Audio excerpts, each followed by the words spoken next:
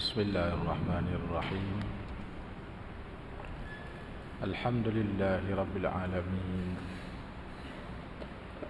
Wassalatu wassalamu ala asrafil anbiya'i wal mursalin. Subhanaka la ilma lana illa ma 'allamtana. Innaka antas samiul alim. Rabbi shrah li sadri wa yassir li amri wahlul 'uqdatam min lisani yafqahu qawli.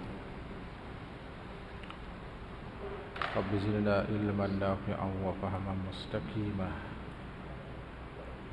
wa hidayatan lis-shawab. La hawla wa la quwwata illa billahil 'aliyyil 'azim. Sambung daripada sebelah pagi tadi.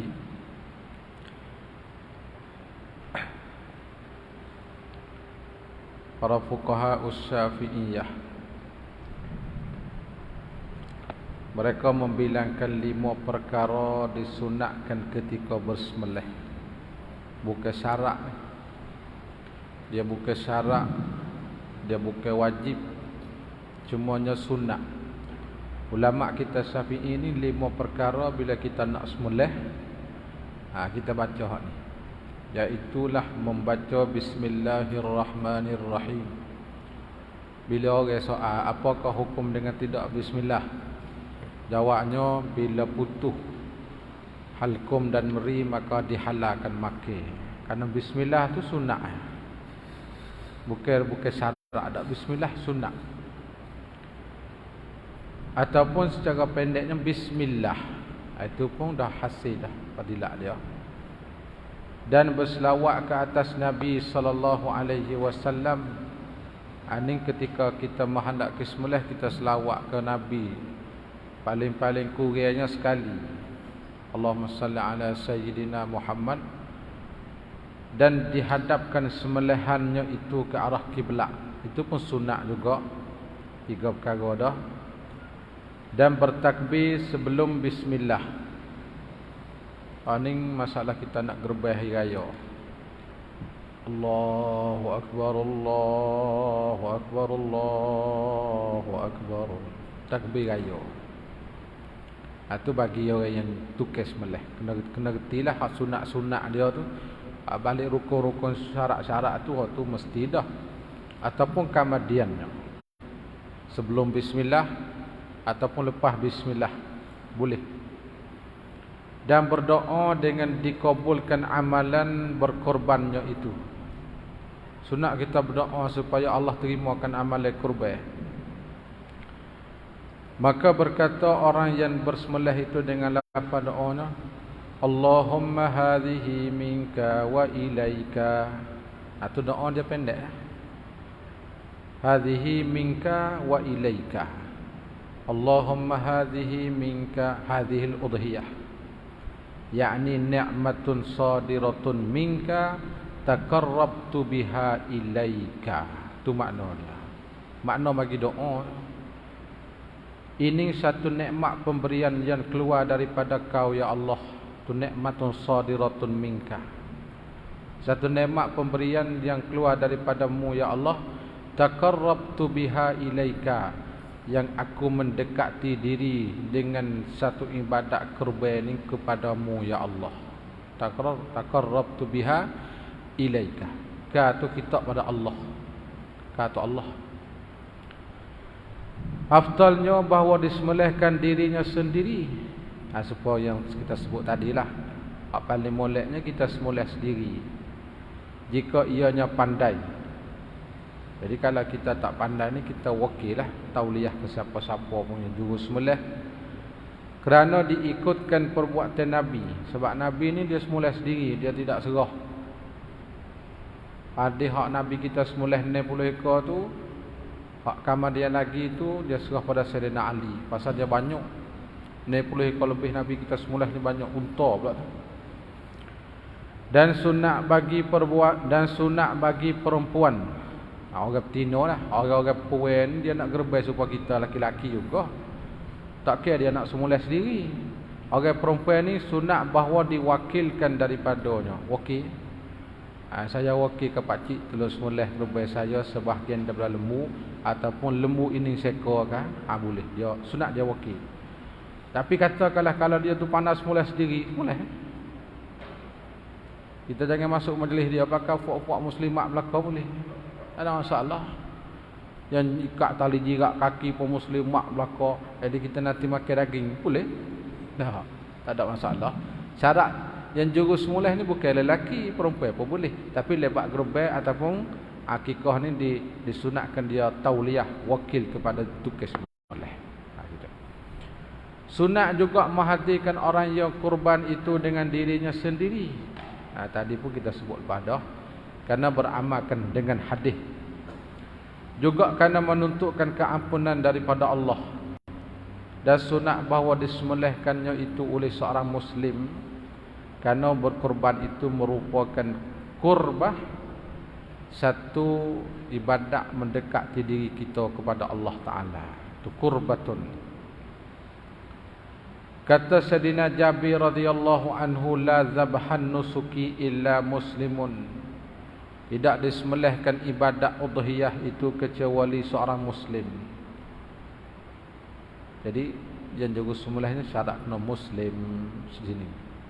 Mengikut Zuhir perkataan bagi Sayyidina Jabir seorang sahabat Rasulullah sallallahu alaihi wasallam. Dan harus diwakilkan kepada seorang Muslim dengan disembelihkannya. Kita nak wakil, banyak kali kita hurai dah tadi. Kerana Rasulullah sallallahu alaihi wasallam mewakilkan kepada Sayyidina Ali radhiyallahu anhu dengan disembelihkan unta badanah. Unta badanah ni unta umur sadah. Unta badanah yang baki daripada 100 ekor itu. Maknanya 30 ekor lebih lagi itu dia serah kepada Sayyidina Ali supaya semulih cukup 100. Sebab Rasulullah seorang pun 90 lebih dah. 90 lebih dia semulih. Kata fuqahaul Hanafiyah, dimakruhkan menyebut orang yang bersembelih itu nama selain daripada nama Allah. Jadi kita nak sembelih ni nama, kita kena sebut nama bismillah, nama Allah. Mana kalau kita sebut nama selain daripada asma'illah ni hukum makruh ni ulama Hanafi.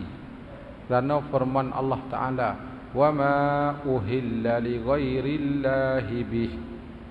Dan binatang-binatang yang disembelih kerana yang lain daripada Allah. Ayat tu dia panjang lagi tu.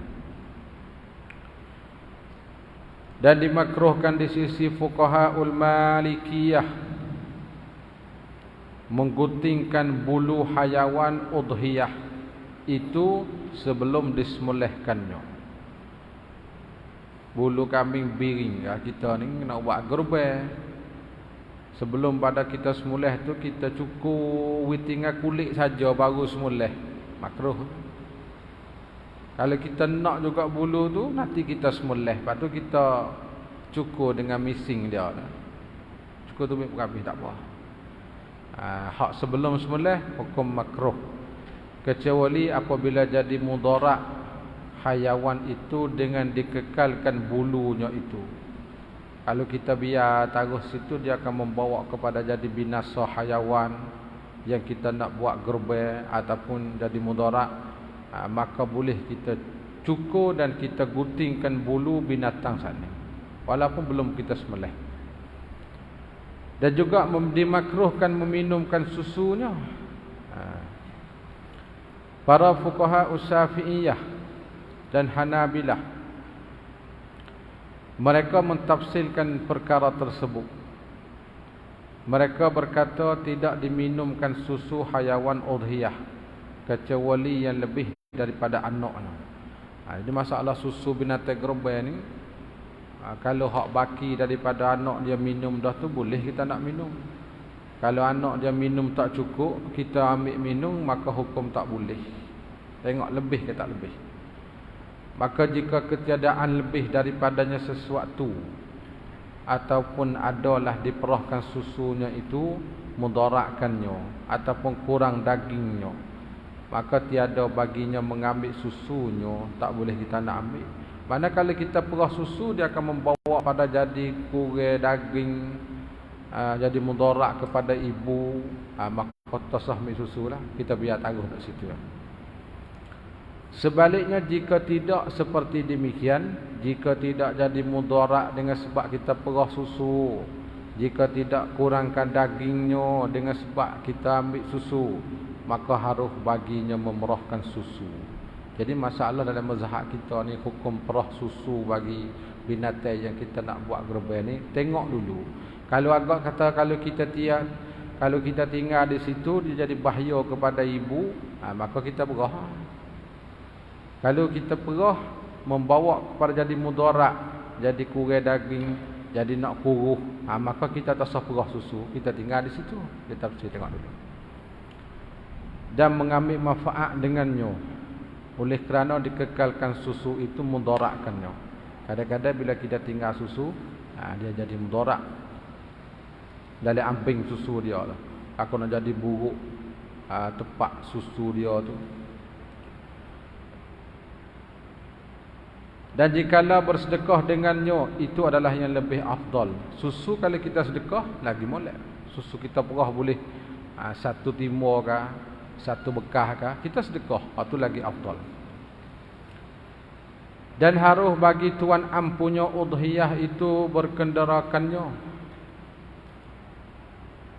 Masalah tuai lembu nak naik atas belakang tu, tak boleh naik tu.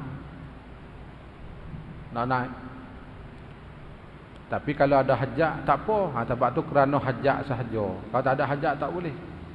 Bila kita ada hajat, hukum haruh. Apakah lembu gerbai yang kita beli belum daripada kita semula? Bila kita ada hajat, boleh kita buat naik. Bila tak ada hajat, hukum makruh, kata setengahnya haram. Binatang tadi. Itu pun kalau tidak mudarat terhadapnya. Kalau mudarat tak boleh. Kerana hadis irkabha bil ma'rufi, hendaklah kamu berkenderakannya dengan baik. Kalau kita nak naik cara betul benar. Naik dengan sebab kita adanya perlu dan hajat, maka boleh kita naik. Adapun bulu udhiyah itu, maka padanya tafsil.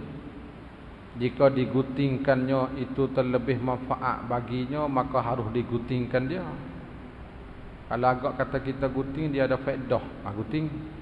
Akan tetapi afdalnya disedekahkannya akan bulu yang kita guting. Tak usah jual, kita sedekah.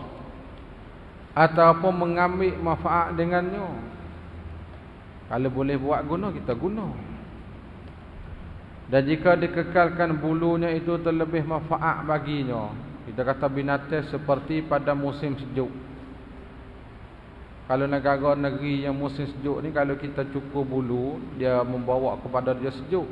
Kalau kita tinggal bulu dia, dia boleh buat selimut tubuh dia. Maka tu kita biar atas guting, kita taruh. Aptah kita taruh. Kerana berhajatnya untuk menyejukkan badan, untuk nak menyejukkan tubuh dia. Maka tidak harus menggutingkannya dan mengambilkannya, kerana hayawan itu dapat bermanfaat dengannya dengan bulu untuk menolakkan kedinginan daripadanya, untuk menolakkan sejuk tubuh dia. Serta pula orang-orang miskin itu dapat bermanfaat dengannya ketika bersembelih. Bulu kita sedekah pada fakir fuqara, fakir miskin bila kita sudah sembelih. Habis. Kita masuk tajuk kita, perbahasan yang ke-6, hukum-hukum daging kurban. Ini kita bercara daging. Daging ni kita nak buat lagu mana daging kurban. Maksud daripada berkorban itu ialah kebajikan dengan menumpah darah. Tujuan kita kurban ni kita nak mengalihkan darah lah. Kita mendapingkan diri kepada Allah dengan kita menumpahkan darah. Adapun makan daripadanya dan membahagikannya, maka padanya itu perselisihan yang sedikit sahaja dari kalangan para fuqaha. Ini pembahasan tak luas sangatlah, kerana masalah kita nak sedekah nak ke mana tu ada perselisihan, iaitulah perikhtilafan di antara jumhur dan para fuqaha Syafi'iyah. Mana jumhur 3 mazhab lagi. Syafi'iyah ni satu golongan Syafi'i kita lah. Penjelasannya seperti ternyata di bawah. Berkata jumhur fuqaha. Jumhur fuqaha di sini termasuk 3 mazhab, Hanafiyah dan Malikiyah dan Hanabilah. Itu jumhurul fuqaha. Harus dimakankan daging udhiyah yang sunat. Daging kerbau hak sunat ni boleh kita makan tuai punya. Adapun udhiyah manzurah, kerbau hak nazar. Hukum kerbau hak nazar ni maka haram dimakankannya di sisi fuqaha Hanafiyah. Kita pun tak boleh juga kerbau nazar tu. Seperti diharamkan makan anak hayawan yang diudhiyah yang dilahirkannya sebelum disembelih. Pasal masalah nazar, hak tu tak boleh. Adapun pendapat fuqaha Malikiyah dan juga Hanabilah harus dimakankan udhiyah mazurah seperti yang sunat juga. Jadi nak makan boleh, tak ada masalah. Seperti hak sunat lah. Seperti hak sunat.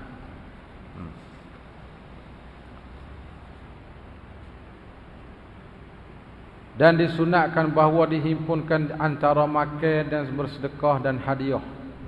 Dalam daging yang satu bahagian ataupun seekor tu kita makan katik, kita sedekah katik, dan kita hadiah. Sedekah ni untuk fakir fuqara. Kalau kata hadiah kepada orang-orang kaya, makan tu untuk kita lah. Dan disunatkan bahawa dihimpunkan antara makan dan bersedekah dan hadiah pada kelakuan yang sunat dan nazar. Dua-dua masalah. Udhiyah sunat, udhiyah nazar. Di sisi fuqaha Malikiyah dan juga Hanabilah. Jadi kalau dimakankan semuanya, kita makan belaka, tak ada sedekah, tak ada hadiah, ataupun disimpan taruh untuk dirinya, bubuh peti sejuk lebih dari 3 hari, harus ia boleh juga. Serta dimakruhkannya di sisi fuqaha Hanafi dan juga ulama Maliki. Harus serta makruh.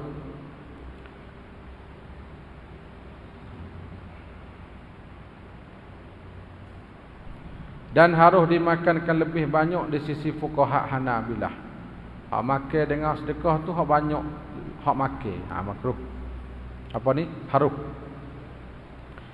Pada pandangan fuqaha Hanafi dan Hanabilah disunatkan tauzih itu 3 thuluth. Mana disunatkan kita bagi 3 tupuk. Bagi 3 lah. 1/3 untuk dimakan, 1/3 pula untuk dihadiahkan kepada kaum kerabat dan kawan-kawan.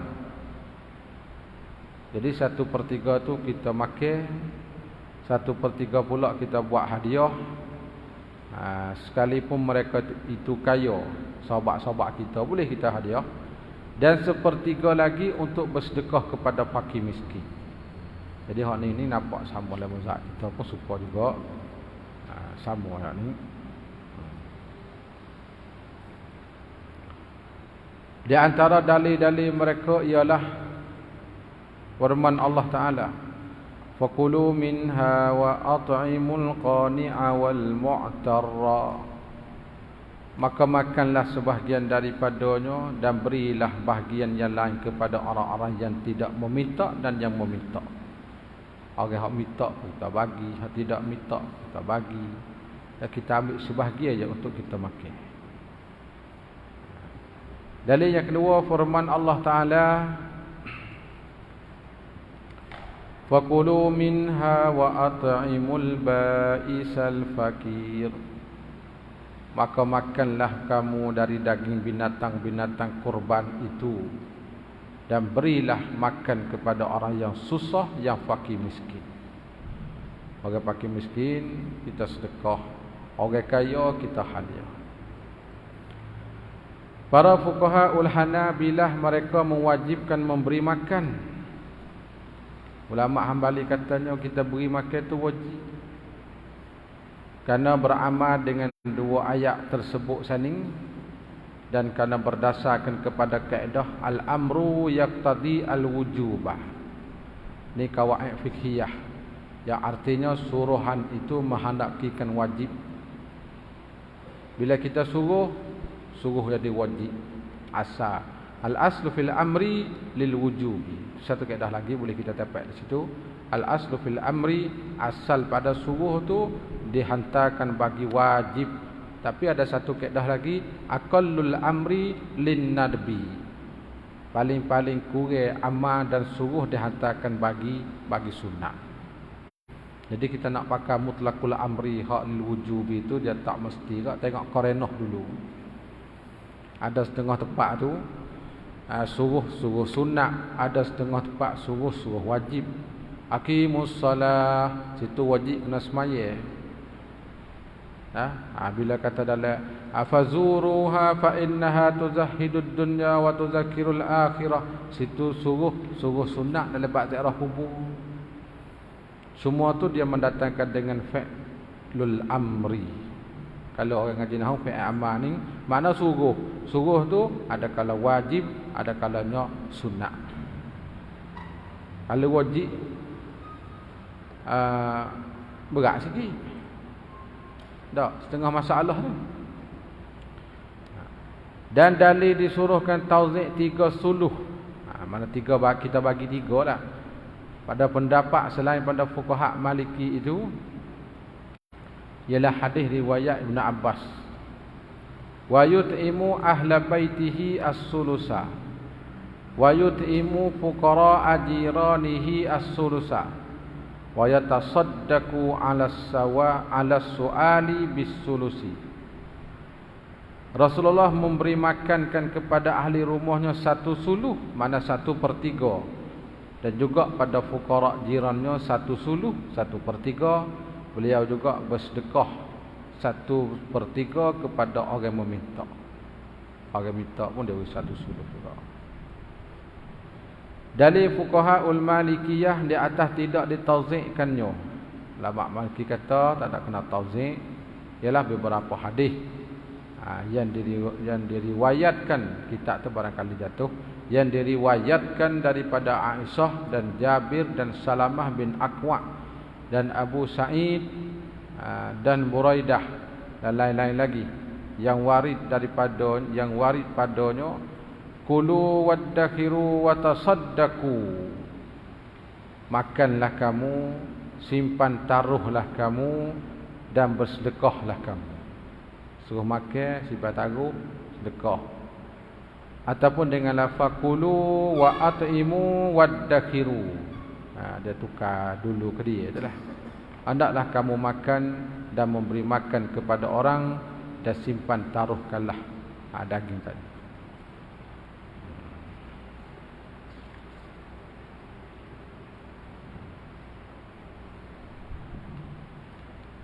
Lepas tu kita duk royak hak jumhur tak habis lagi.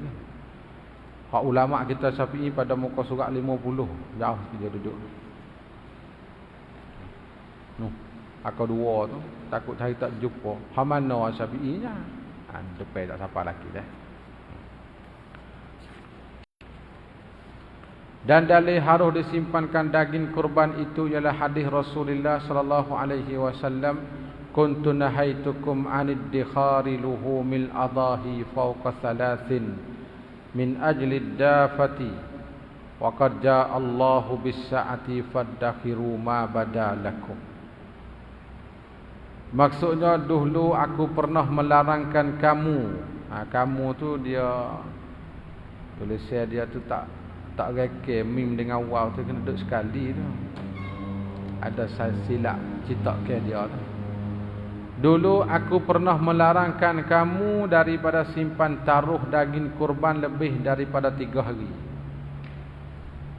Bila semula kau taruh daging lebih pada 3 hari, Nabi larang. Dulu.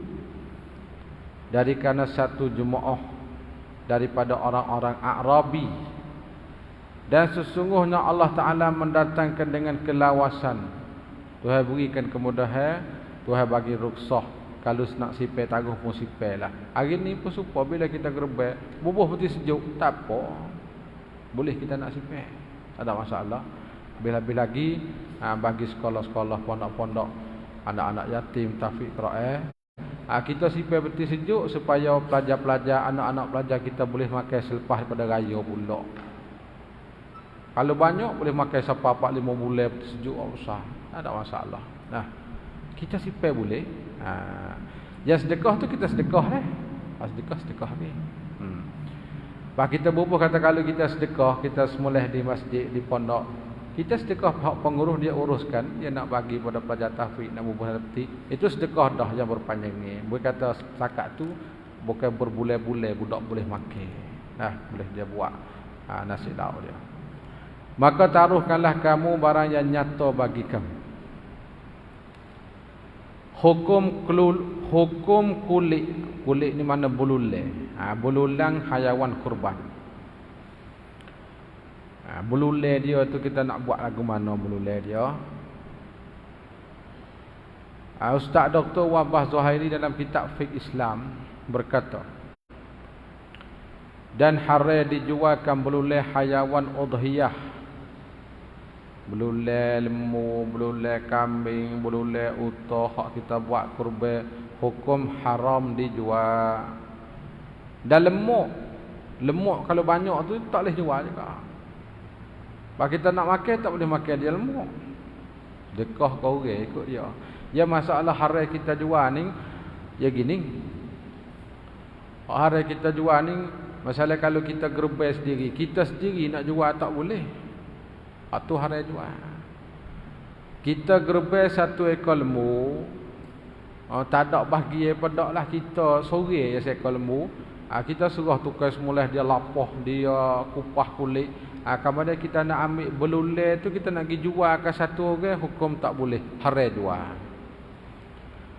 Adapun kalau kita sedekah kepada satu orang, lepas tu dia nak jual di mana-mana, itu hak dia. Hak tu tak apa.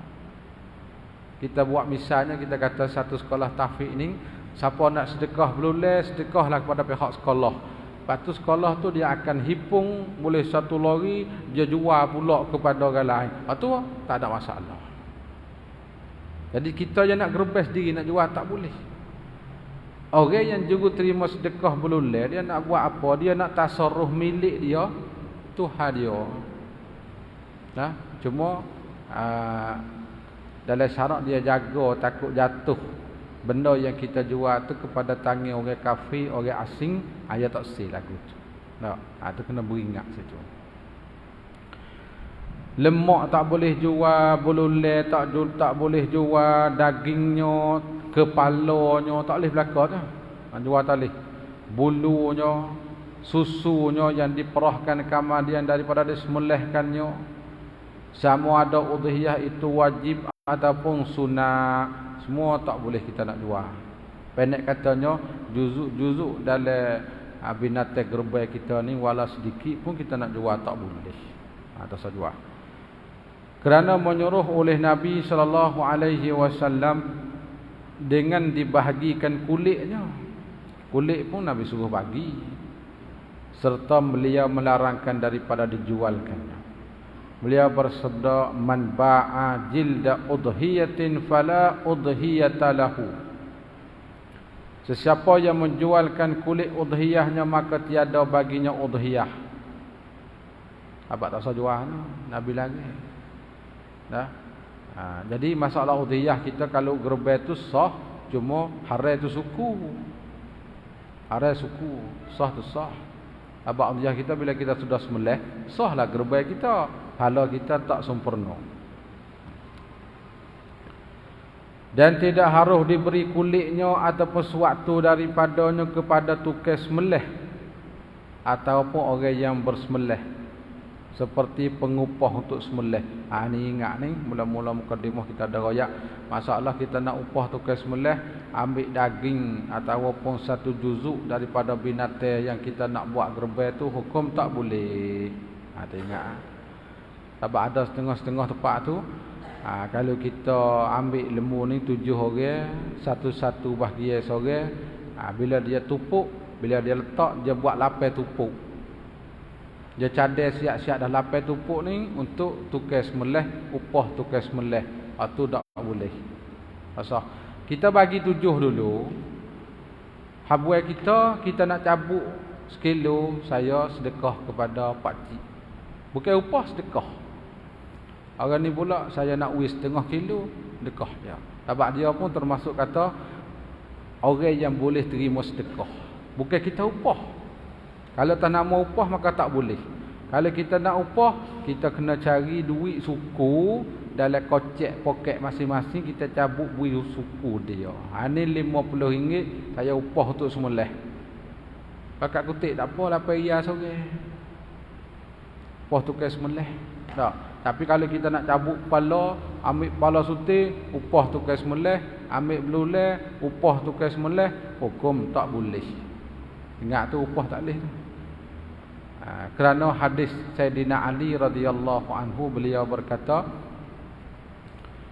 Amarani Rasulullah sallallahu alaihi wasallam an akuma ala budnihi wa aqsima juludaha wa jilalaha. Wa amarani alla u'tiyal jazzara minha syai'a wa qala nahnu nu'tihi min indina. Rasulullah sallallahu alaihi wasallam menyuruhkan kami, menyuruhkan akan saya ni, bahawa saya berdiri ketika disembelih unta badanah. Sayyidina Ali katanya, unta hak Nabi suruh Sayyidina Ali sembelih. Bila nak sembelih, Nabi kata Sayyidina Ali mu kena berdiri, jangan duduk. Mula di pasal unta dia tinggi. Bila unta dia tinggi, nak berdiri. Dan aku bahagikan kulit-kulitnya. Kulit unta semua dia bagi, dan juga barang-barang yang ada di atas belakang. Bagai-bagai atas belakang unta dia sedekah-sedekah habis. Dan bahawa tidak aku berikan sesuatu pun kepada tukang menyembelih. Sikit pun tak bagi. Kalau beri, dia upah suku. Nak ambil hak tu tak boleh. Dan tidak mengapa diberikan sesuatu daripada korbannya kepada tukang sembelih. Seperti kita kata tadi lah, kalau kita nak ambil sedikit, boleh 1 toko, boleh 1,5 kilo nak sedekah kepada tukang sembelih, tak ada masalah. Kerana fakirnya ataupun diberikan atas jalan hadiah, boleh juga. Tapi kalau dia fuqara, atas jalan sedekah.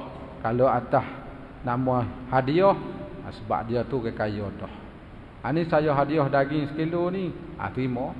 Tapi kalau beri atas nama upah, hukum tak boleh. Upah tak boleh. Kerana ianya orang yang mustahak mengambil zakat, kerana ianya orang yang mustahak mengambilkannya. Dia boleh ambil juga pasal dia pakai, pasal dia orang kaya ambil hadiah. Seperti orang lain juga.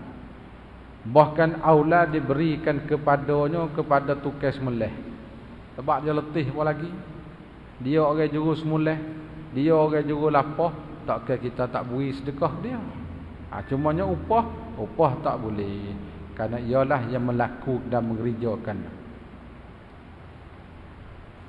Dan harus bagi orang berkorban itu mengambil manfaat dengan kulit udhiyahnya. Harus bagi orang korban itu, boleh dia mengambil guna dengan kulit binatang yang dia korban. Kalau zaman dulu tu dia jemur wak irit padi. Masa-masa dulu orang tua, bila semula lembu korban, dia jemur panah. Bila dia kering, dia hampa untuk buat jinyak padi, irit padi. Orang tua dulu lah ni dia kutip dengan mesin belakang dah. Tu mau guna. Untuk digunakan di dalam rumah tangga, boleh kita ambil buat guna.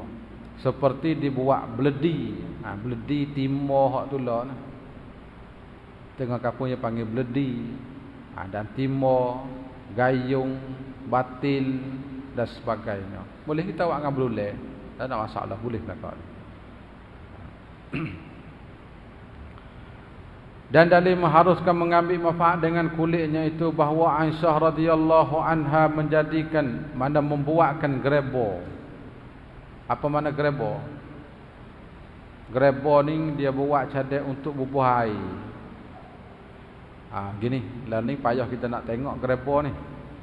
Orang Arab zaman dulu, bila dia semulih satu kibah ataupun satu kambing, maka belulai dia lepas pada semulih tu, dia buai dengan lemak-lemak, tinggal kulit saja, dia jemur kering, dia jahit semula tempat dia lapah, jadi seolah katanya dia jahit rapak tu boleh kita bubuh air dalam.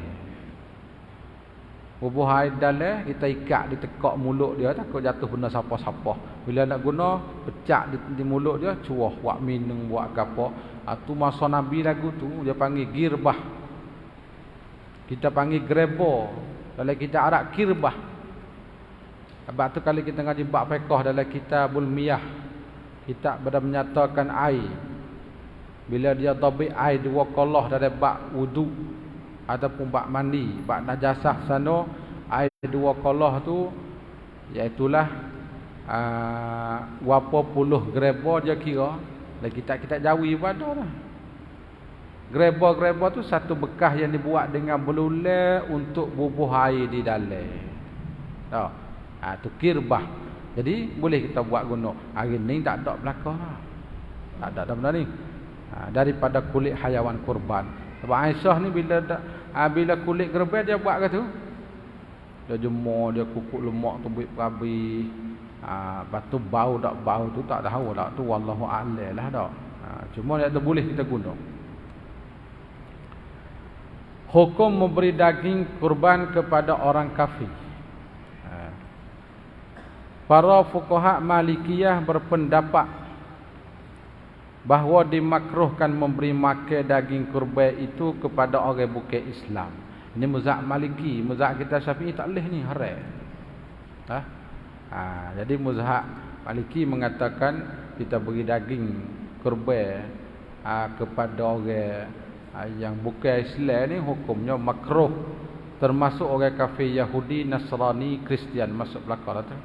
Buza ke apa tak kira lah, Majusi ke. Akan tetapi fuqaha Hanabilah mereka berpendapat harus dihadiahkan daging kurban yang sunat kepada orang-orang kafir. Ulama Hambali kata boleh. Ulama Hambali kata masalah daging kurban ni kalau kita nak hadiah kepada orang kafir, boleh. Tapi kena jelas lah, hak kita tak boleh. Mazhab Hambali boleh. Dalam Maliki mengatakan makruh. Mana kalau kita kata nak beri daging kita duk baik dengan satu orang yang bukan Islam. Bila siapa musim kurban kita pun beri daging dia sikit. Kalau berlaku tamu mazhab kita maka tak boleh. Berlaku tamu mazhab Hambali boleh kita beri. Tapi nak kurban yang sunat, ada yang mahzurah maka tak boleh juga tu. Benazah. Adapun kurban yang wajib, maka tidak harus dihadiahkan kepada orang kafir sewaktu sedikit daripada udhiyahnya. Semua tak boleh.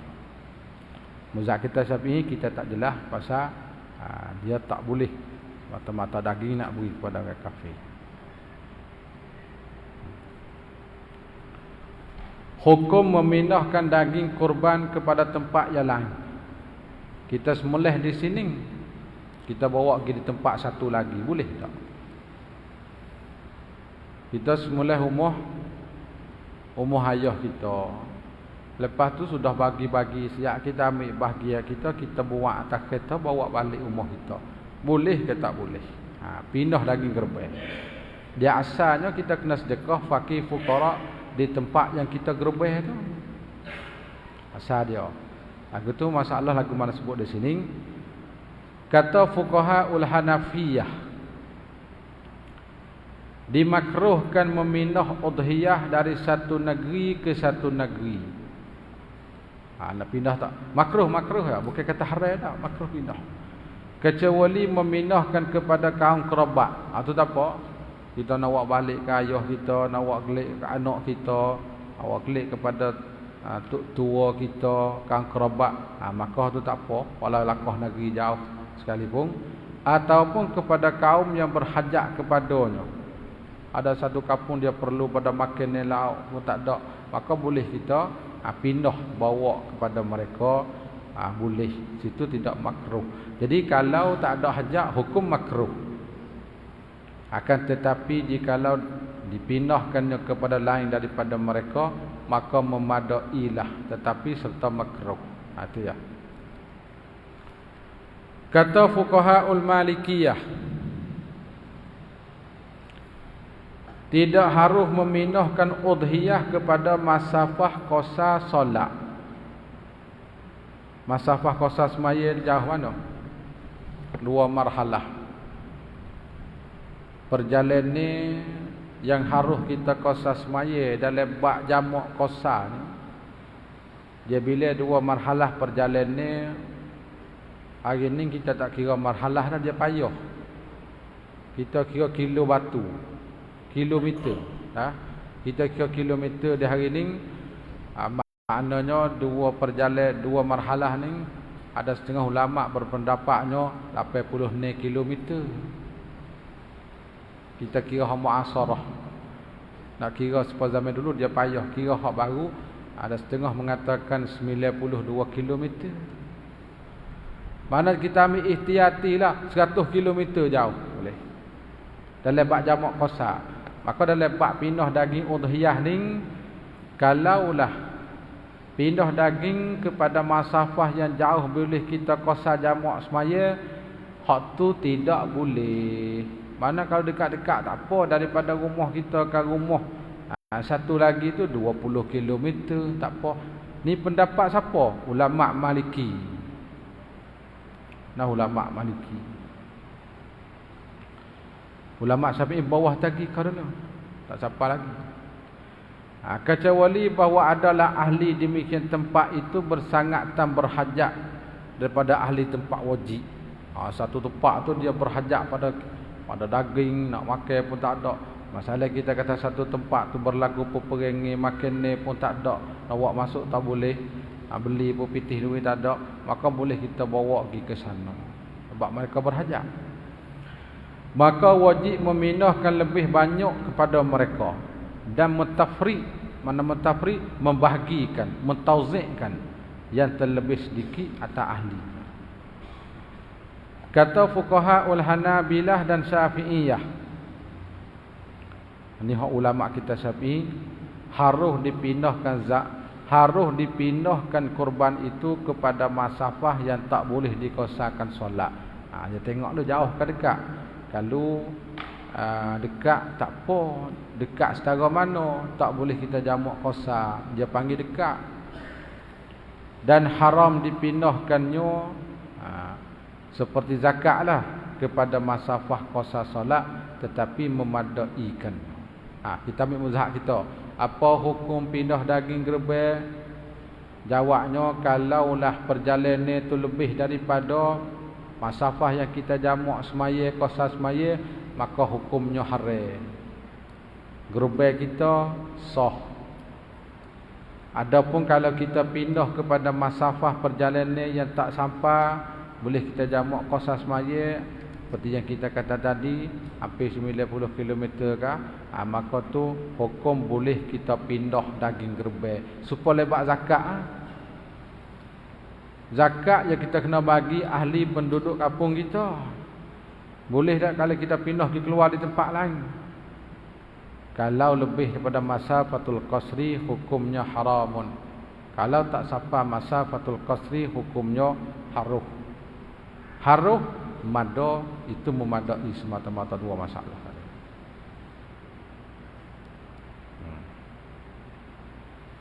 Itu hak dengan cara panjangnya dak. Dan setelah tu selit masalah hak lain kata.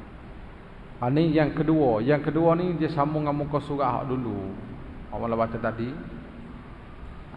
Jauh. Muka surat 40 ni berkata jumhurul fuqaha. Lepas tu baru hak masuk Syafi'i duk sini. Dalam bab daging kerbau. Berkata fuqaha Syafi'iyah, kurban yang wajib termasuk kurban mahzurah. Gerbau hak wajib ni dia ada gerbau hak nazar. Gerbe hak nazar dan kurban yang ditakyinkan, yang ditentukan dengan perkataannya hadhihi udhiyatun. Wajib semula dah. Dia panggil nazar, ada nazar hakikatan, ada nazar hukman, nazar pada hukum, ataupun ja'al tuha udhiyatan. Ada muzak kita ni. Bila gerbe saat ni jadi mazurah dan wajib, tidak harus dimakankan daripadanya. Kita tak boleh makan, bukan setakat kita. Tak boleh makan oleh orang yang berkorban dan mereka di bawah nafkahnya. Habis buah umur. Ingat baik-baik. Kalau mazhab kita Syafi'i, bila udhiyah sudah jadi nazar, jadi wajib, hukum wajib disembelih. Kita nak makan tak boleh. Bini kita tak boleh. Anak kita, semua orang di bawah jaga nafkah kita tak boleh belaka nak makan. Pada waktu mana? Dan wajib bersedekah dengan semuanya. Seka tu pakai selalu. Sedekah ke satu orang, jadi kita pun sikit tak boleh. Tak boleh makan dah. Tak apa? Jadi gerben nazar. Dan disembelihkan anak hayawan udhiyah yang ditakyinkan itu. Anak binatang hak kita takyin hadhihi udhiyatun saat ni itu, kalau anak dia ada, wajib kena sembelih juga. Tak usah taruh, tak boleh taruh dah kena sembelih. Seperti ibunya. Bila ibu sembelih, anak pun sembelih. Tetapi harus bagi orang yang berkorban itu memakankan daripadanya. Kerana dikiaskan atas susu. Hak mana ni? Hak anak, hak ibu tak boleh lah. Dah. Binatang kita nazar ibu dia. Kalau anak dia tu baik mari, anak tu mengikut pendapat di sini boleh kita makan anak. Ibu tak boleh dah. Balik sembelih tu kena sembelih belaka dua-dua. Ibu pun kena sembelih, anak pun kena sembelih. Lepas tu anak dia tu boleh kita makan tak? Harus kita makan. Nah, harus kita makan anak dia. Kerana dikiaskan di atas susu.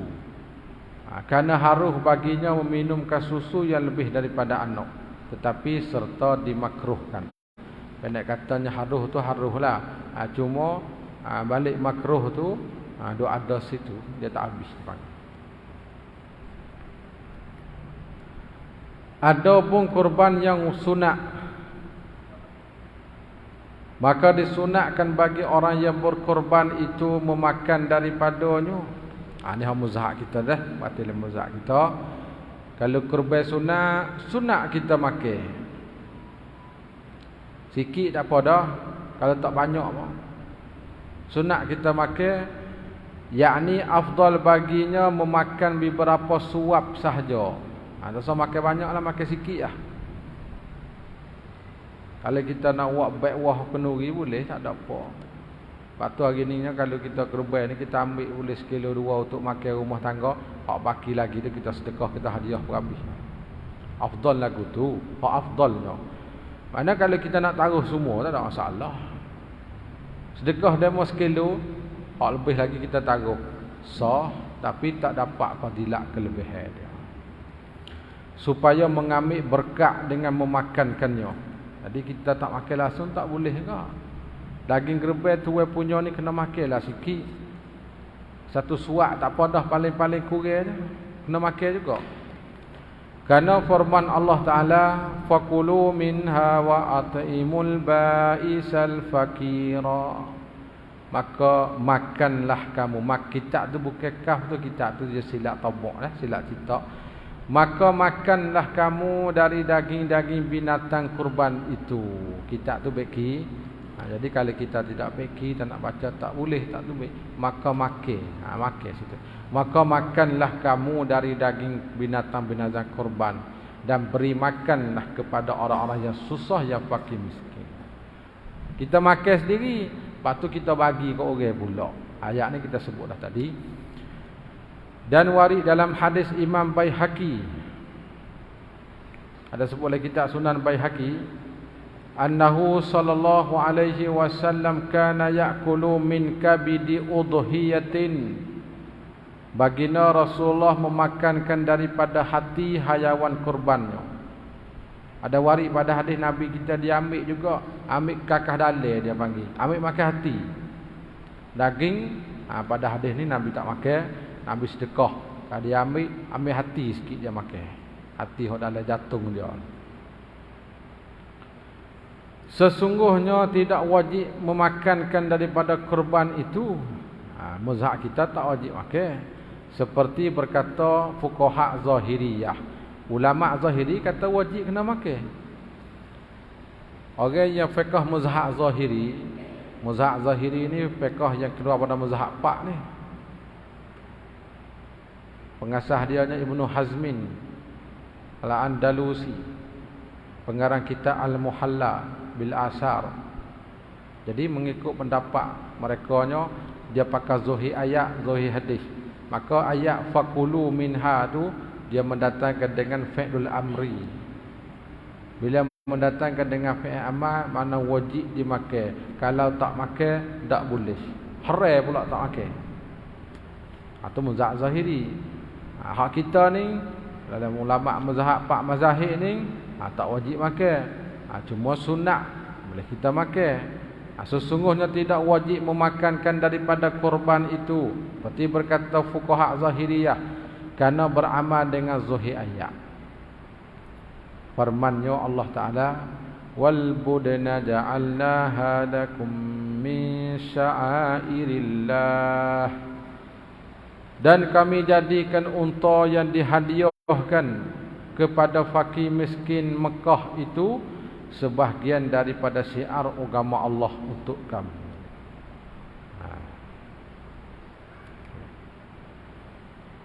Dan harus bagi orang yang berkorban itu memberi makan kepada orang-orang kaya. Ini mazhab kita, supaya mazhab kita sebut tadi juga. Harus bagi kita orang yang korban ni, kita beri makan pada orang kaya. Bukan memberi milik pada mereka, beri dia makan. Untuk mereka tasarruf dengan umpama dijualkan, itu tak boleh. Kita beri dia makan ya. Bahkan dikirimkan kepada mereka atas jalan hadiah sahaja. Sikit tak pada untuk hadiah. Hadiah dia makan keluarga dia. Pendapat kaum jadid bagi Imam Syafi'i. Kaum jadid ni dia ada satu lagi kaum qadim. Istilah dalam kitab fiqh Syafi'i ni ada al-jadid, ada al-qadim, ada al-mazhab, ada ar-rajih, banyak lagi istilah hak dia. Maka kaum jadid di sini dengan makna perkataan Imam Syafi'i yang sudah menetap di Mesir. Dalam kitab Iqna' bagi Khatib Syarbini, al-qaulul jadid ma qalahu Syafi'iyyu bi Misra.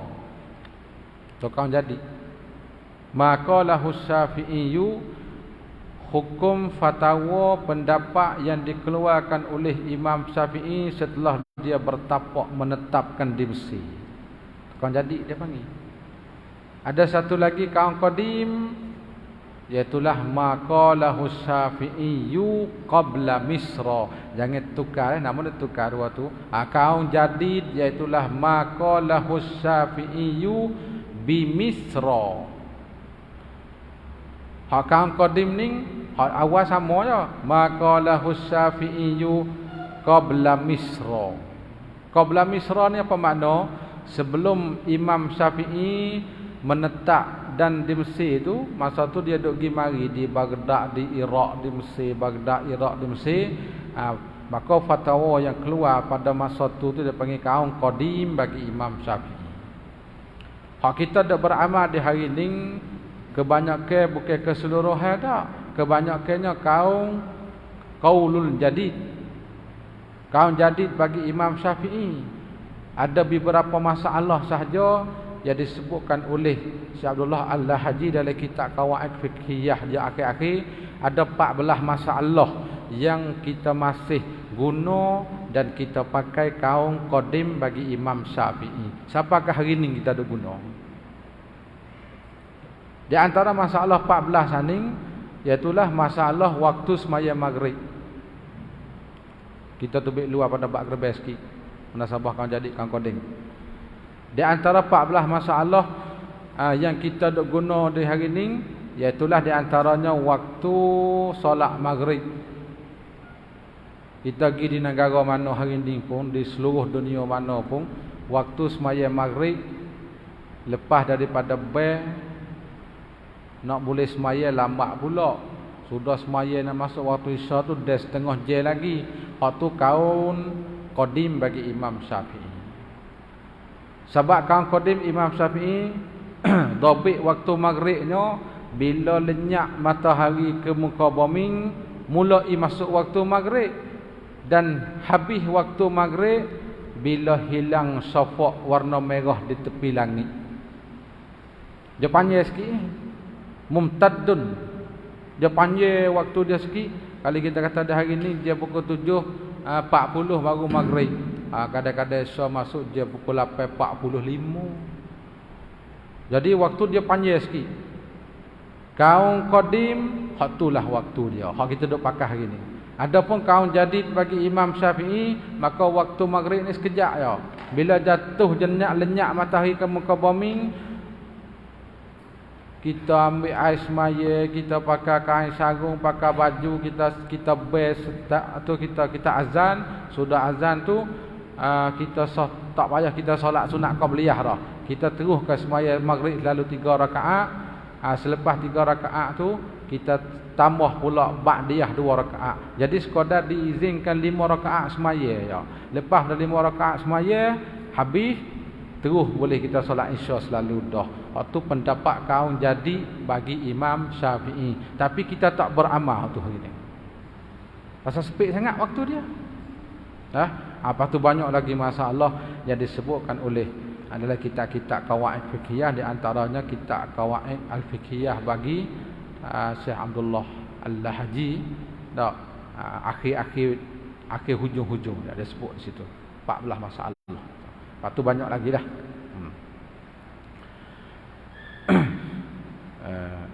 Ataupun kalau kita nak tengok dalam kitab yang lebih panjang lagi, risalah doktorat bagi Dr. Ahmad Al-Indonesia. Dia dah meninggal dunia. Nama kitab dia nya Al-Qadim wal Jadid li Imam Syafi'i, 1 jilid, Tabaq Darus Saleh Nimsi. Ada kitab tu. Beli baca tengoklah kitab tu. Tebal juga, ada 2 inci kitab tu.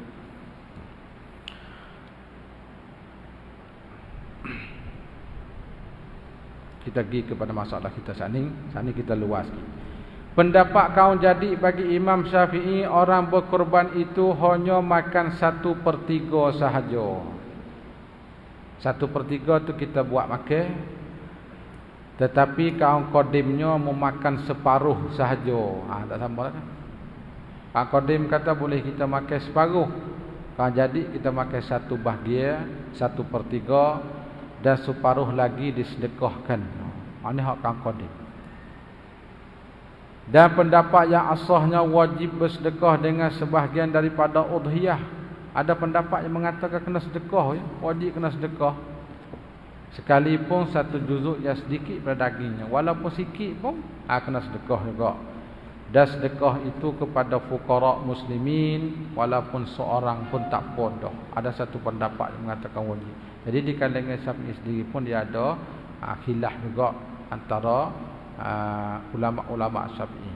Sebab tu dia keluar ada yang asah, ada yang tidak asah, ada yang arjah, ada yang rajih, ada yang mazhab, macam-macam adalah pendapat istilah dia. Dan yang afdalnya bersedekah semuanya, kecuali beberapa suat sahaja. Ini paling comel sekali. Kalau 1 bahagia kita ambil 1/2, hak baki lagi sedekah. Bubuh plastik dalam supik tu, cucuk dengan daun nyo ke, daun kelapa ke, kat tali, sedekah. Senang sekali tu. Kalau wasa malah nak uruh, serah 1 orang dia uruhkan daging, ambil bagilah. Tu senang. Untuk mengambil berkat dengannya, 1 suat tu kena makan juga. Dan bersedekah orang berkorban itu dengan kulitnya. Kulit-kulit sedekah dah. Pada korban sunat ataupun mengambil manfaat dengannya, seperti mana harus baginya mengambil manfaat dengan udhiyah alpas sebut tadi. Dan bersedekah dengan kulit itu afdal. Adapun kurban yang wajib, maka wajib bersedekah dengan kulit. Kalau hak wajib, belulai pun kena sedekah. Dan tidak harus memindahkan kurban daripada negerinya kepada masafah qasar solat. Tadi huraidah tadi, bahkan lebih daripadanya seperti telah lalu penjelasannya.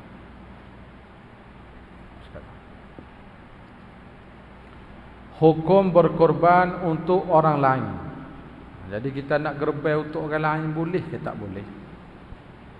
Kita sendiri kita gerbai dah. Atau nak gerbai untuk orang lain boleh tak? Kita nak buat korban untuk mereka yang lain pada kita. Berkata fuqaha Syafi'iyah, tidak harus berkorban kepada orang lain dengan tanpa izinnya.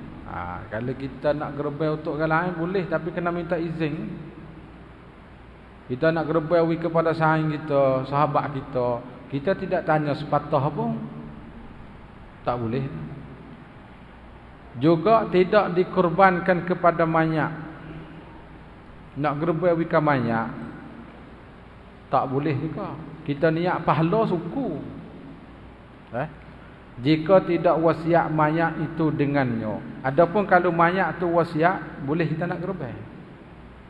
Belum pada meninggal dunia, panggil anak dia mari wasiat kepada anak, kalau ayah mati ada duit dalam satu tempat tu untuk buat gerbai kepada ayah, maka hak tu kena meluluhkan wasiat dia. Gerbai boleh.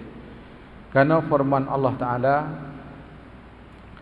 wa allaysa lil insani illa ma sa'a, dan bahawa sesungguhnya kita tu jadi dia duk suku-suku tu beki sikitlah, sing tu duk sekali dua-dua tu bukan dia. Dan bahawa ataupun pakai selalu, dan bahawa sesungguhnya gitu boleh. Tak ada beki bakal betul lalu boleh. Dan bahawa sesungguhnya tidak ada balasan bagi seorang melainkan balasan apa yang diusahakannya.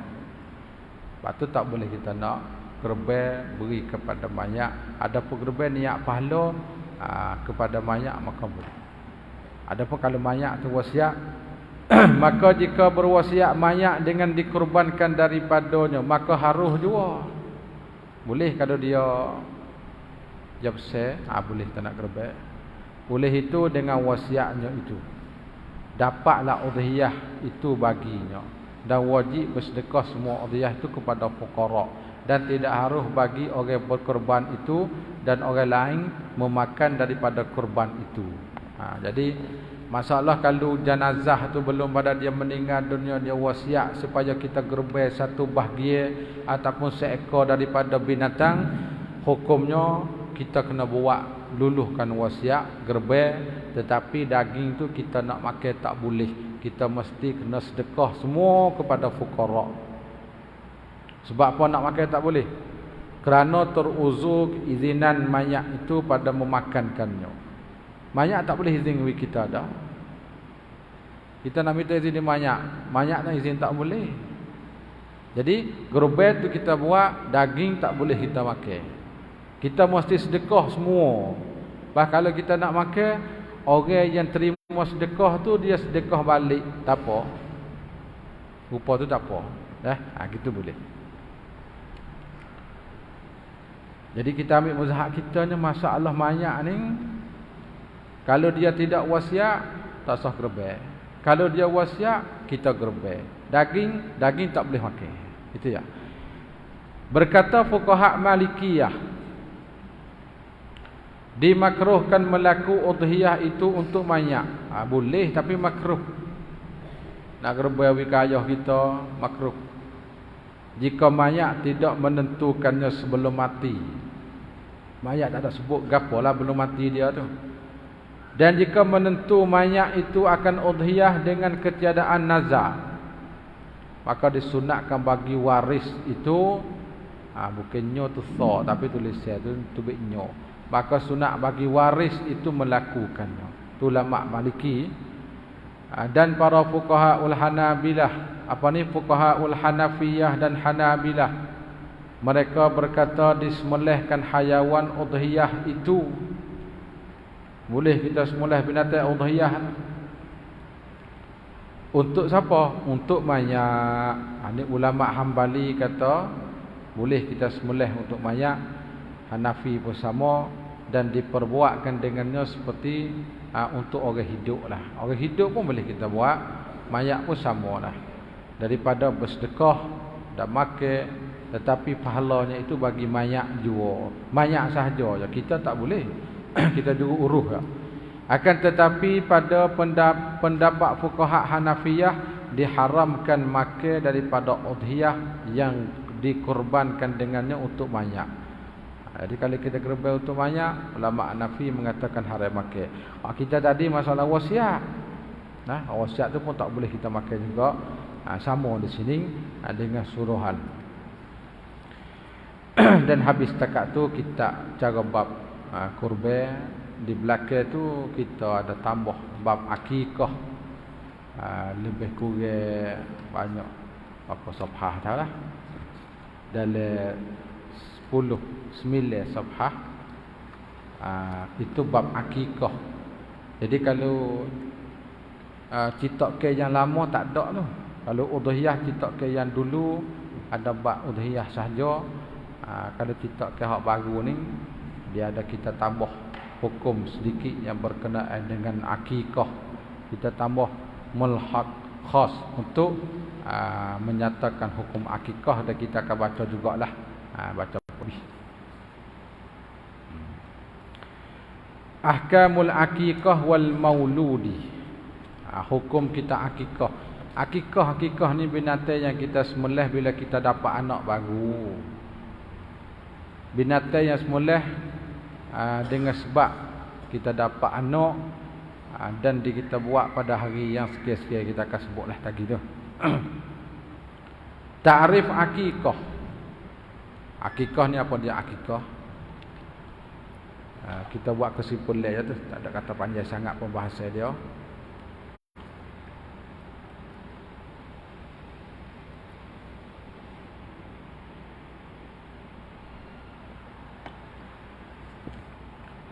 Dari segi bahasa ialah dari segi lugatan. Akikah dari segi lugah ialah asy'arul ladzi 'alal mauludi, yang artinya bulu yang berada di kanak-kanak. Akikah makna asal ni bulu hak duk di budak baru beranak. Tu akikah asal. Bulu rambut bulu rambut baru beranak. Kemudian menama oleh orang Arab. Mana menama ni meletak nama, memanggil nama oleh orang Arab akan sembelih ketika dicukurkan rambut kanak-kanak itu akikah.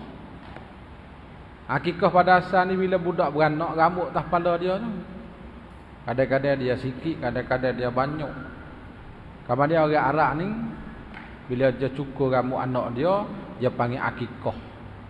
Itu anak pada lugah. Dari segi bahasa. Dan ta'rifnya pada istilah. Ini ta'rif pada istilah. Ialah az-zabihatul lati tuzbahu 'anil mauludi yawma usbu'ihi. Sembelih yang disembelihkan daripada kanak-kanak pada hari cukup minggunya. Yakni pada hari yang ketujuh. Dia tak suruh buat selalu. Bila kita beranak hari ni, seminggu lagi dia suruh buat. Tu akikah. Kalau kita tak ada seminggu, tengok minggu yang kedua pula. Tak ada lagi, 3 minggu. Ada tertib dia lah. Maknanya kalau kita tak ada juga, buatlah bila kita ada. Bila dia balik, dia sendiri yang akikahkan untuk diri dia. Selama dia tak balik, selama tu kita buat akikah kepada anak kita. Bila dia balik, dia buat sendiri. Gitu ya. Hukum akikah. Pendapat jumhur ulama, akikah itu adalah sunat muakkadah bagi bapaknya. Daripada hartanya, harta bapak sendiri. Bukan harta anak. Bila kita bini kita beranak, kita kena cari duit kocek dah lah untuk nak buat akikah. Hukum akikah ni sunat muakkadah. Mana dia tidak tutup dah siapakah kita bergetai cari duit beli kambing sebagainya, dia tak suruh. Bila kita ada kita buat, bila kita tak ada tinggal situ. Manakala dia balik satu hari cukup umur, dia sendiri dah yang akikah. Kita royak, "Ning ayah belum buat akikah lagi untuk kau ni. Akikah sendirilah hari ni." Boleh hukumnya lagu tu, tapi tak ada lah hari ni. Dak kebanyakan kita buat belaka akikah anak-anak kita. Kalau hak laki-laki sunat 2 ekor kambing, hak perempuan 1 ekor kambing. Ataupun sebahagian perempuan 2 bahagian laki-laki. Ni kalau orang tak buat akikah lagi boleh. Ayah haji ni kita ambil 1 bahagian untuk akikah, sah. Kalau ada baki lagi, sah.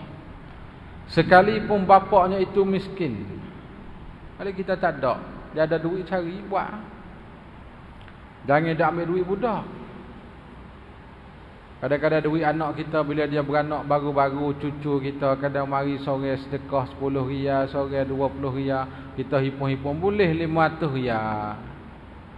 Duit anak hak halus dalam seminggu tu. Pak kita nak ambil duit tu, tak boleh ambil duit tu bukan duit kita, duit anak kita. Cuma kita pegang amanah. Kita nak ambil duit tu untuk akikah bagi dia, tak boleh. Tu hak dia, nak hak dia. Tak boleh ambil. Dalilnya hadis yang diriwayatkan daripada Ibnu Abbas radhiyallahu anhu, anna Rasulullah sallallahu alaihi wasallam aqqa anil Hasani wal Husaini kabsan.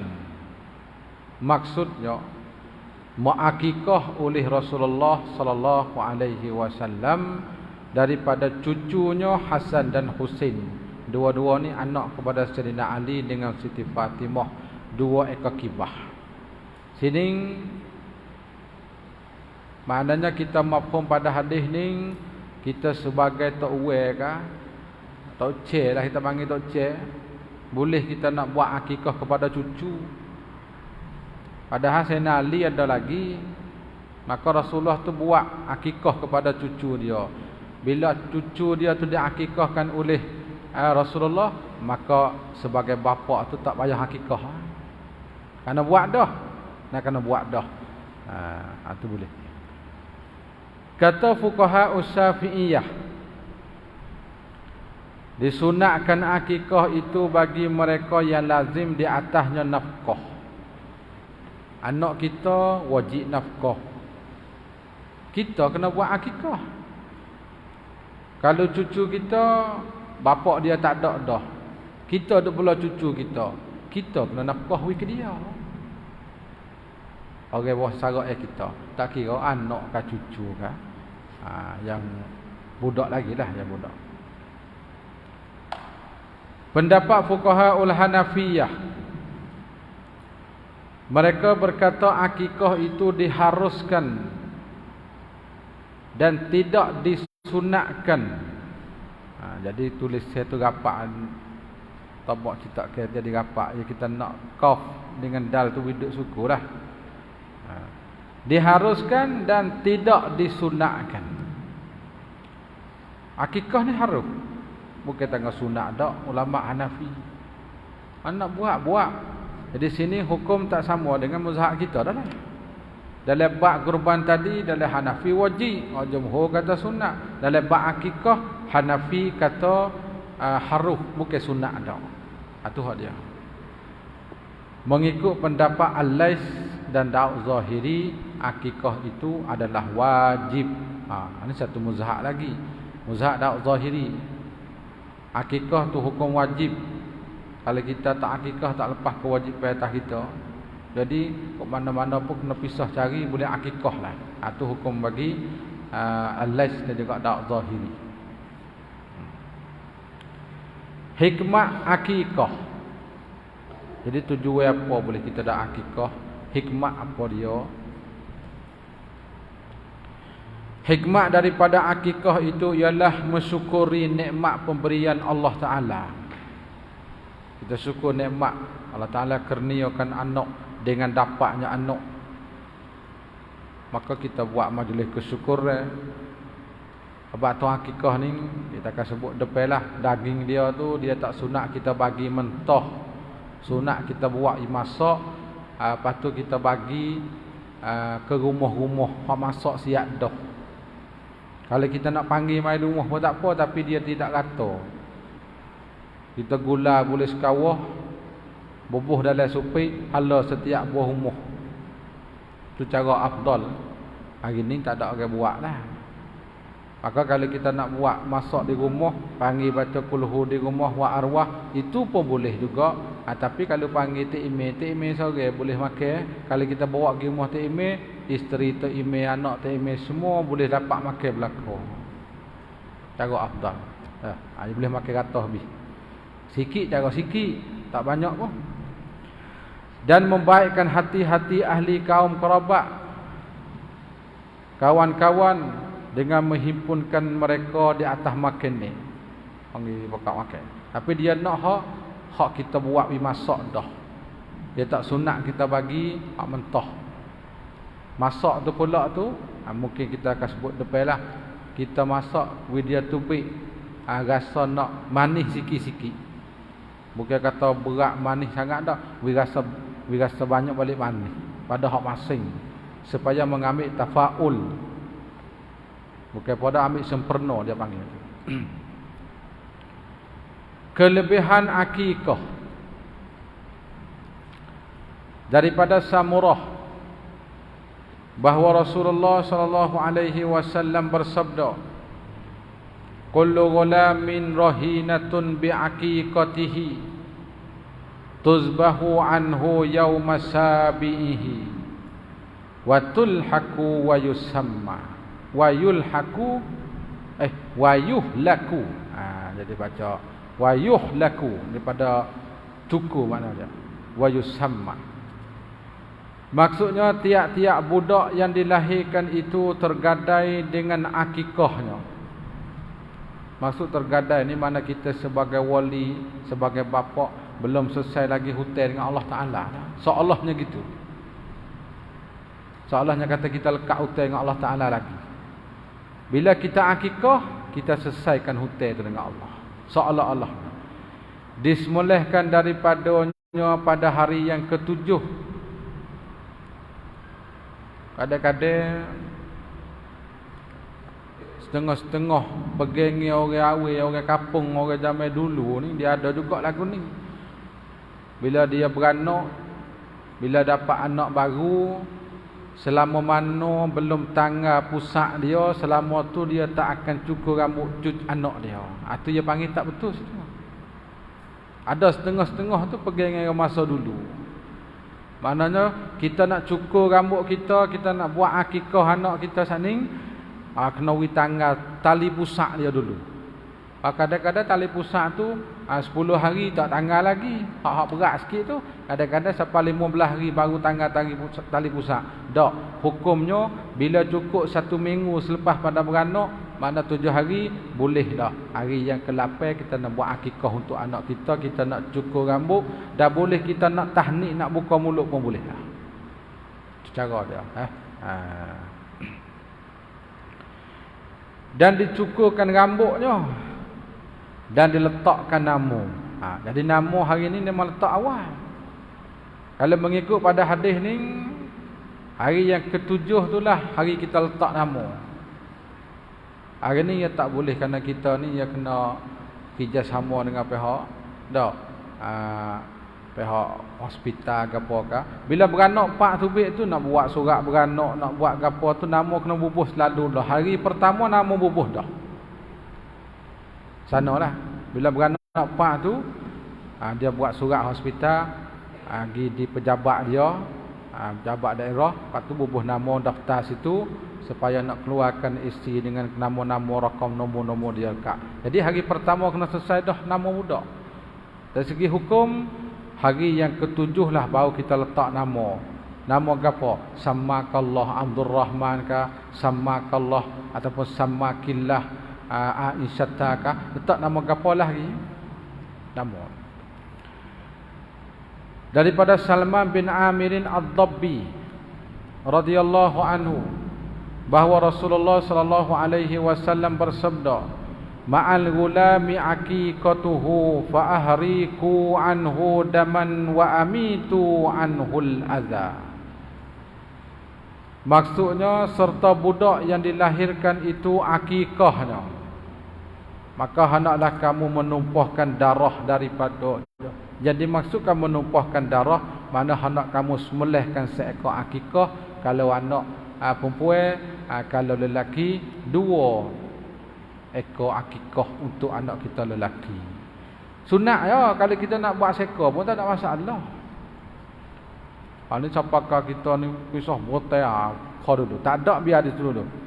Serta kamu hilangkan najis dan perkara yang lewati daripadanya. Benda-benda hak najis daripada anak yang kita baru tubik tu, kena buai habis kalau najis. Bilangan akikah.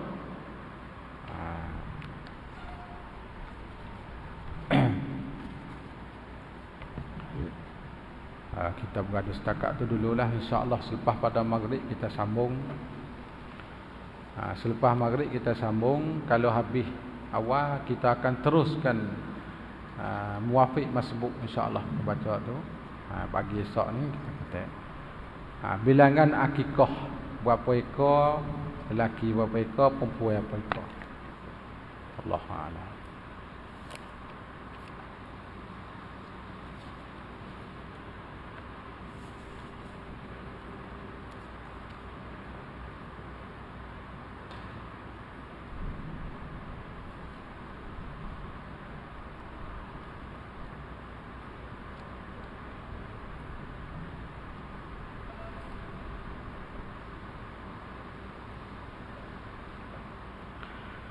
Masalah bolehkah tidak beri daging kerbau sekilo ataupun 2 kepada tuai kerbau. Yang dimaksud tuai udhiyah ni, tuai punya duit nak buat kerbau gitu dah. Jadi maksudnya. Tapi dia tu dah jauh. Tadi kita dah kata masalah pindah daging kerbau. Kalau ada hajat perlu, boleh kita pindah jauh. Tapi tuai ni jadi masafah tu dia panggil lebih daripada masafah qasas maya. Maknanya balik tuai tu, nak tu hukum asal tu tuai yang kena hadis sekali waktu kita gerbel. Andanya kalau kita nak hantar lagi sekadar katanya untuk nak dia mengambil tabaruk barakah dengan daging, dia boleh lah tu. Sebab masalah pindah daging ni kita dah sebut khilaf ulama, yang mengatakan aruh ada, yang mengatakan tak boleh ada. Bila hajat alah. Tak kira lah sikit banyak pun.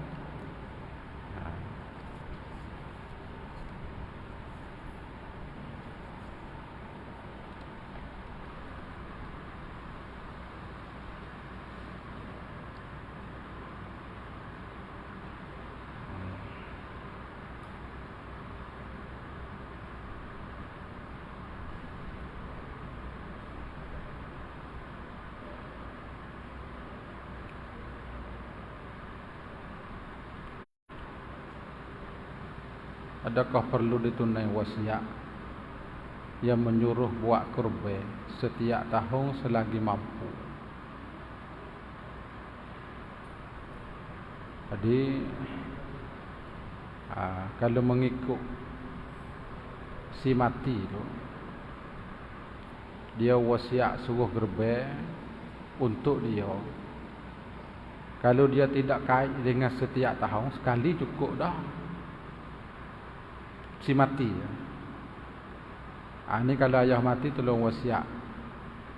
Ayah wasiat supaya gerbel, maka kita tunailah wasiat dia. Sekali cukup lah. Tapi kalau dia wasiat setiap tahun, maknanya kita hak kali pertama tu ya kita kena boleh tunai wasiat. Yang kedua, kalau kita mampu duit ada, tak apa. Dah kita duit tak ada, habis dah lah. Pasal Lepas daripada wasiat, lepas pada mati tu wasiat kita dulu. Wasiat kalau pesaka bagi pesaka, harta dia sudah habis dah. Kali itu ya. Dah. Mana kalau kita mampu, tak ada apa buat. Setiap tahun pun dah kita mampu. Kewasiat untuk gerbai seekor lembu. Wasiat gerbai seekor lembu. Bolehkah kita buat setiap tahun hanya satu bahagian? Jadi kalau wasiat seekor lembu, dia tak jing dah, dia panggil muayyan. Dia tak ada royak kata segi tak segi. Kalau ayah mati, gerbai untuk ayah seekor lembu. Apa wasiat ni dia panggil luluh tu mula-mula lepas pada mati tu ya. Dia bukan berkekal terus sampai ke berpanjangin dah. Jadi kena buat sekaligus. Karena wasiat ni kita kena ambil harta dia dulu, belum daripada dibagi. Wajib-wajib dia wasiat. Kalau dia meninggal dunia, satu mengurus hajat nazah. Satu duit tu haji, duit tu juga upah haji. Walaupun kita nak upah setahun lagi ke 5 bulan lagi, lepas tu utai pun cabut duit tu juga. Bila selesai baki kewajipan semua hak atas tu, barulah boleh kita bagi pesaka. Ada wasiat dalam tu, baru boleh kita bagi pesaka.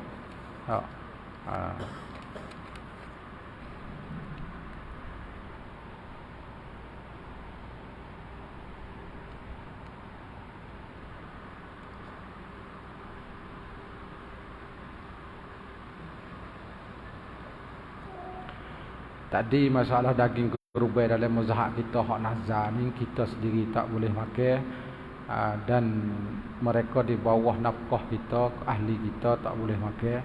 Adapun yang keluar pada nafkah kita, hak tu tak ada bergantung dah tu. Gerbai wajib, kita wajib semula, kita sendiri tak boleh makan. Lepas tu anak kita tak boleh makan pasal wajib nafkah. Anak yang berumah tangga duk kerja masing-masing, patut dak dah, habis dah. Bukan buah jaga kita. Mana boleh kalau nak makan. Sekarang dulu insya-Allah. Bismillahirrahmanirrahim. Allahumma aftah lana bil arifin wa qulubana wa ja'alna a'malana khalisatan li wajhikal karim. Wa sallallahu ala sayyidina Muhammadin walhamdulillahi rabbil alamin. Assalamualaikum warahmatullahi wabarakatuh.